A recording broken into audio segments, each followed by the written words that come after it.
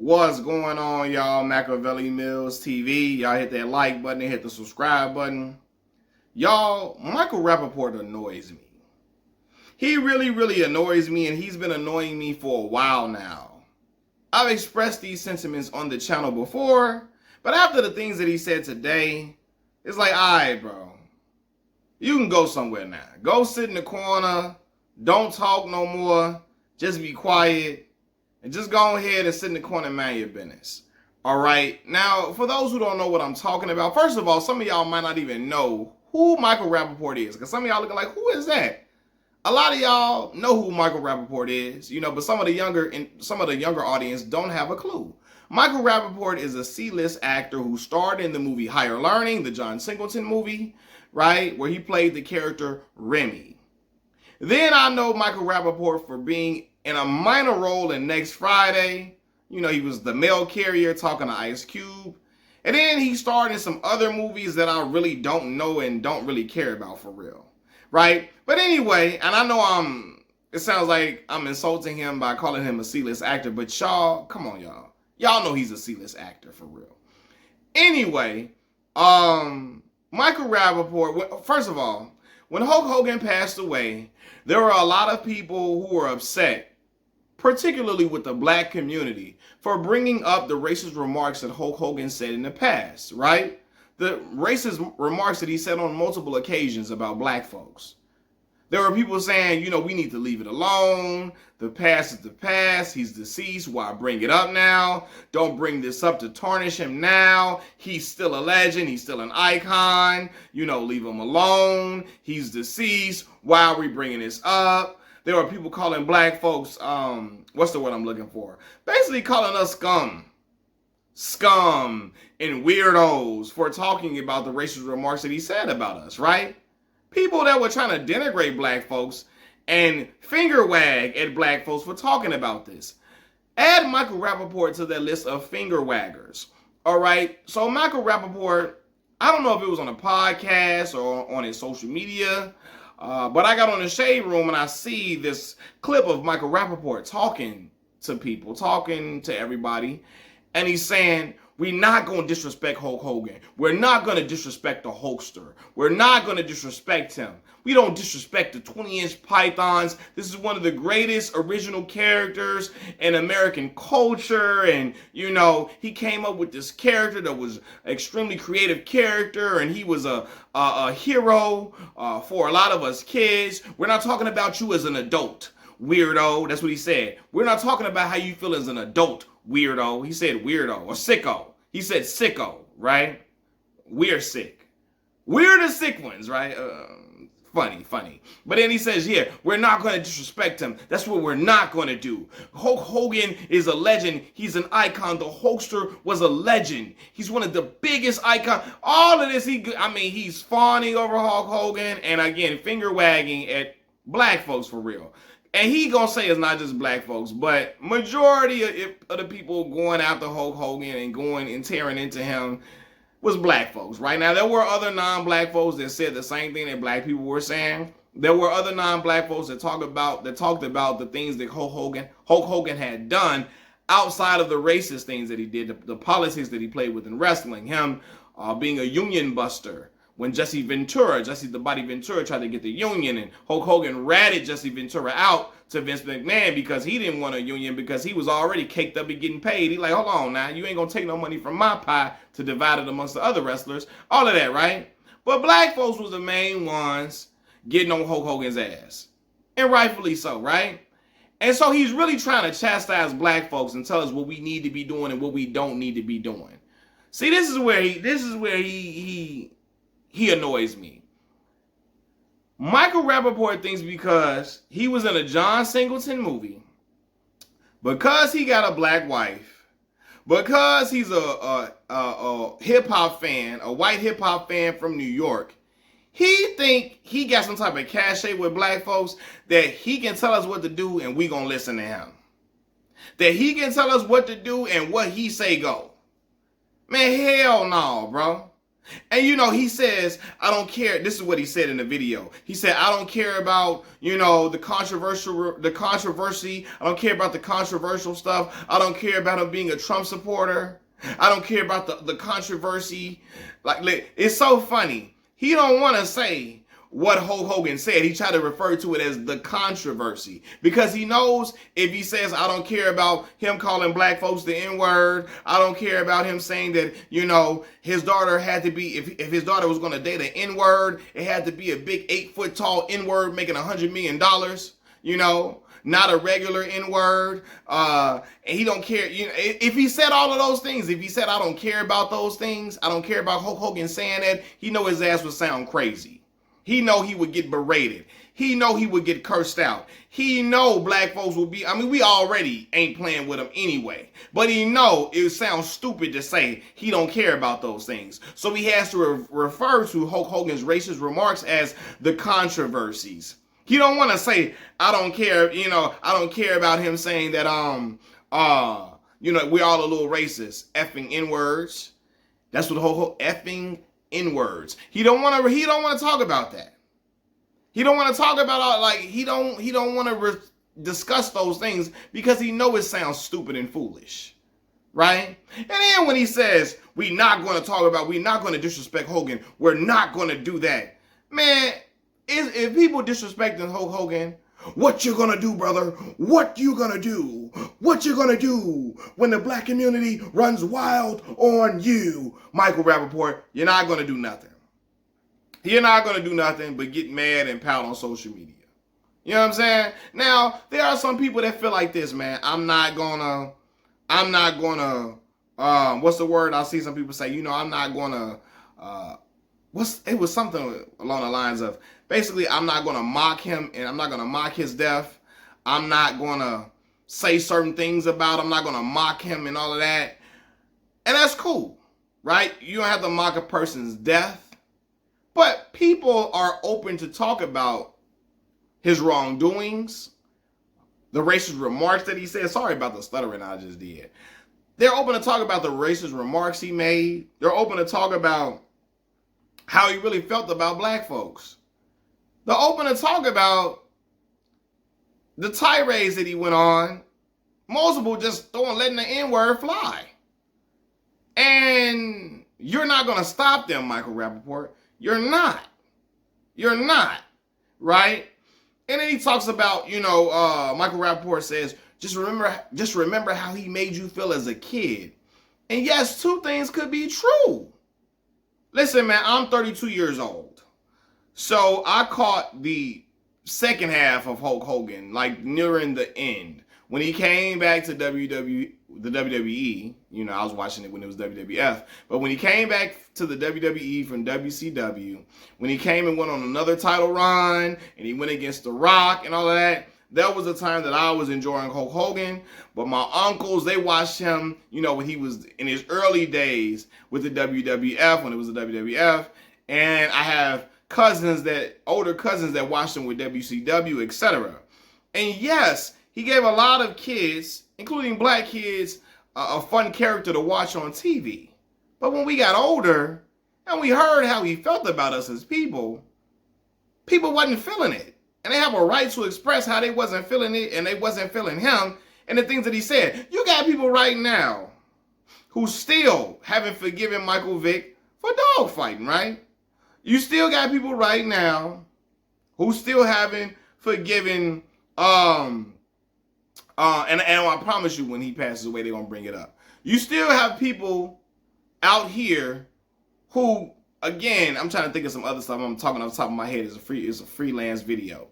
But like when he passes away, we got to act like he never said these things. You know what I mean? We got to act like it was people when, and again, I've criticized Kobe Bryant as a player and certain leadership styles he's had. But when he passed away, there were people who immediately brought up the sexual assault allegations that he was facing in Eagle, Colorado. Right? Immediately. But when Hulk Hogan passes away, people don't want black folks to talk about the things that he said, the vile, disgusting the vile, disgusting things that he said about black folks, and the words, the racist words that he used to describe black folks. You know what I mean? Brother said if Brooke Hogan, his daughter, was going to date a black man, he had to be an 8-foot tall black man. He made black folks feel like mythical creatures.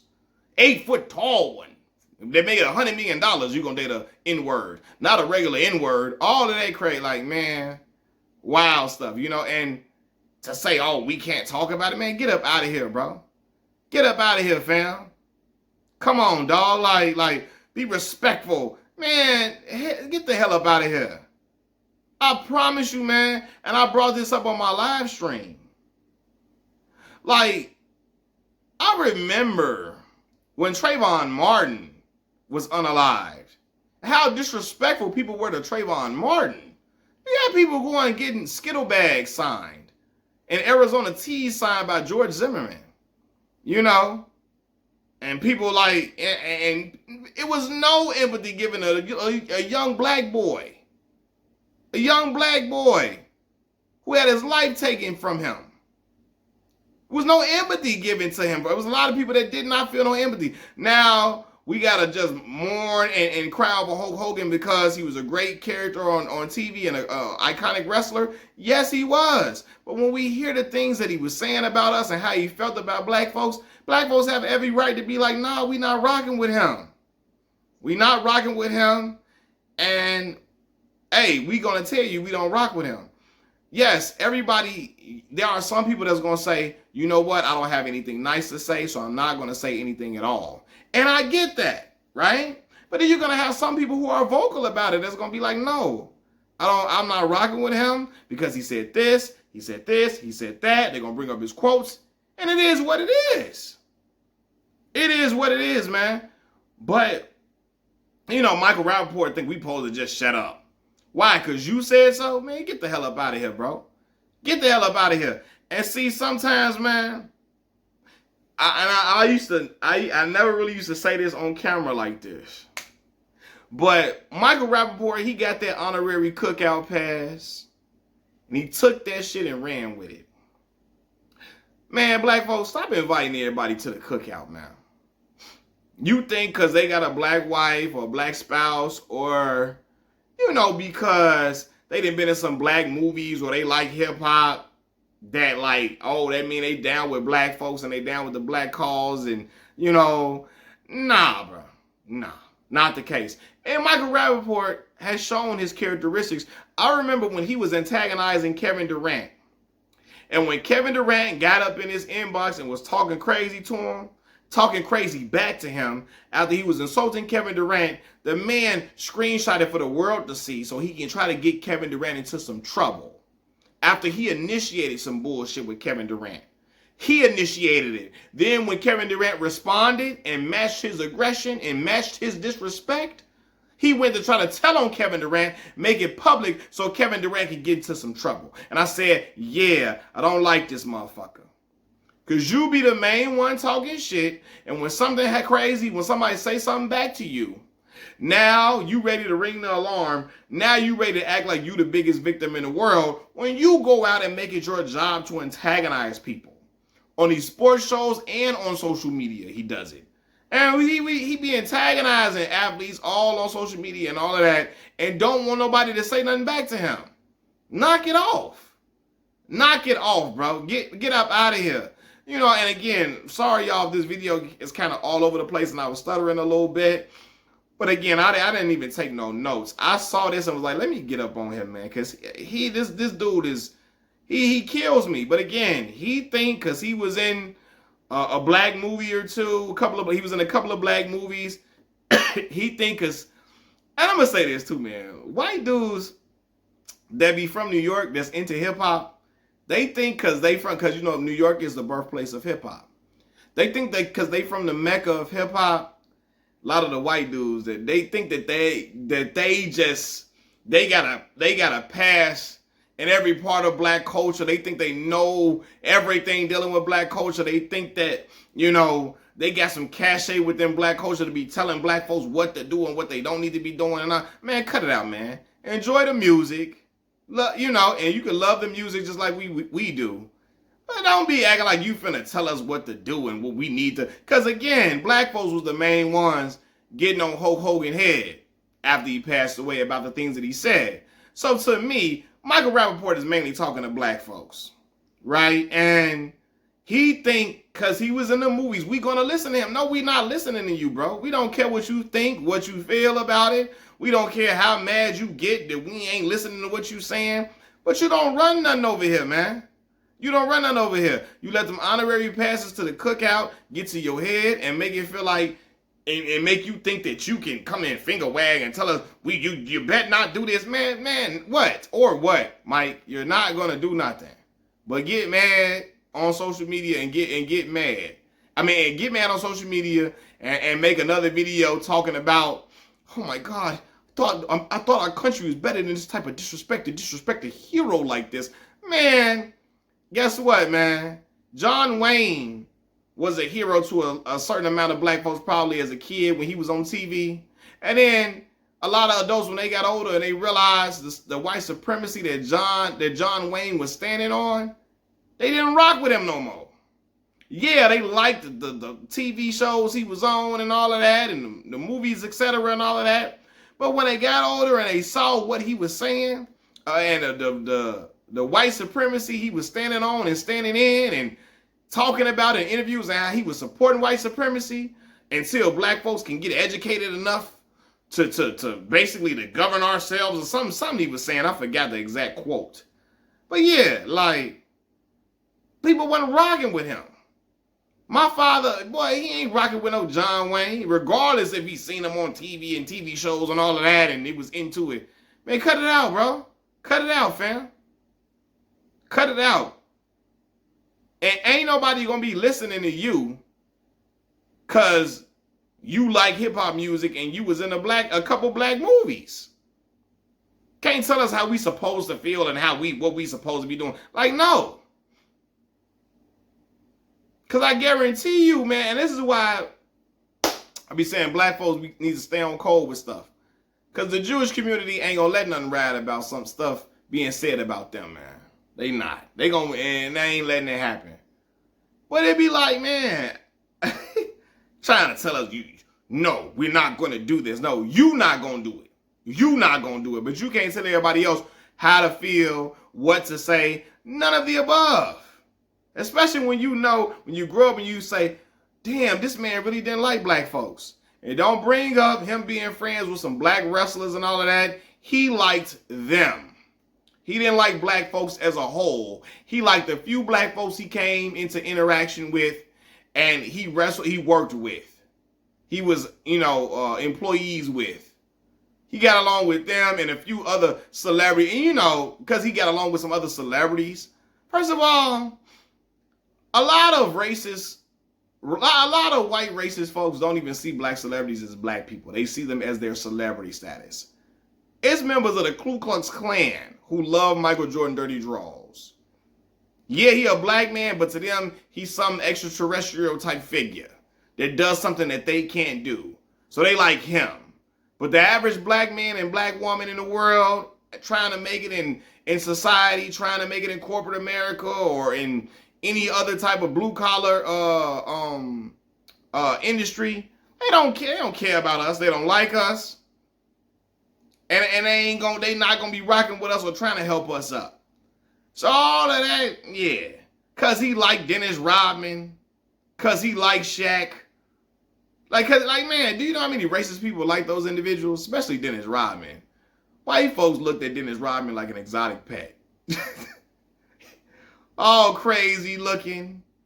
Piercings all over his face. All this dial in his head.